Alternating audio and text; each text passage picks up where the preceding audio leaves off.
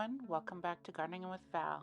So today what I'm going to be doing is planting progress number 9, peas in this garden, and I will take you through the steps of doing so far.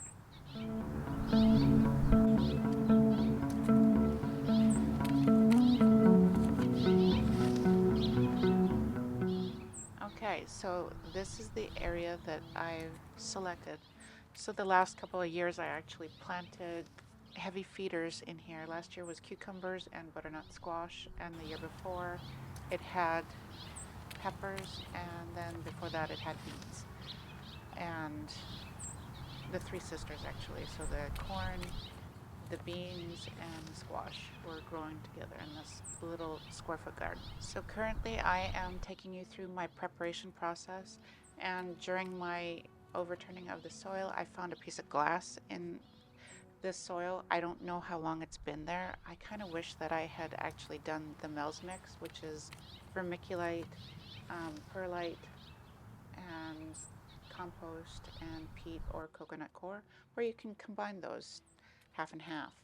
So the next square foot garden I will be doing the Mel's mix. I'm just about finished overturning the garden. After this point, I flatten the garden and then create the furrows where the peas will go.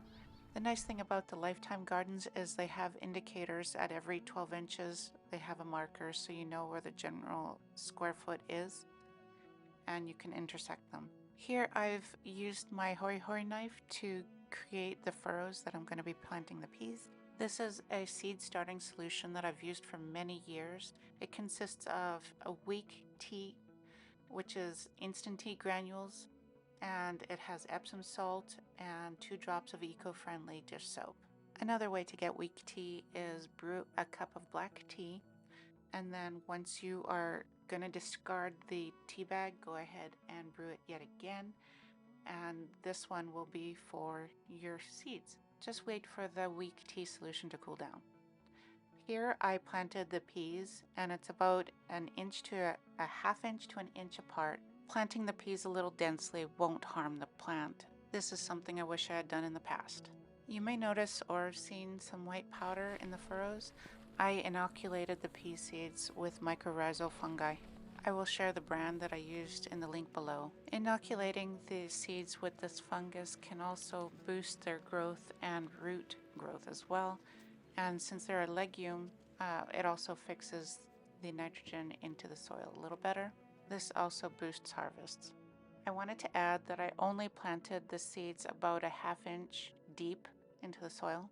After planting the seeds and covering them up with soil, I went ahead and covered them with straw. You could get this straw from any big box store, but just make sure that there's no adherent in it, which is glue. So you don't want any of that at all in your vegetables. Then I also covered it with chicken wire, and I did that because I didn't want the straw to fly around and disappear, and protection against things like possums or raccoons or bunnies or whatever the case may be. That's what I did for protection, and I also put some bricks to hold them in place until it germinates, and then I will be putting a fence around it. To complete the planting stage, I thoroughly watered it, but not to make it sopping wet. I do have the added protection of adding the straw, so I don't have to water as frequently, but I still need to check it. So to summarize, what we've done so far is soil preparation, planting depth, watering, covering, and protection. Stay tuned for future updates on the progress of my progress number 9 pea plants. Thank you for watching, and if you feel you've gotten anything from this video, please like, subscribe, and share with others.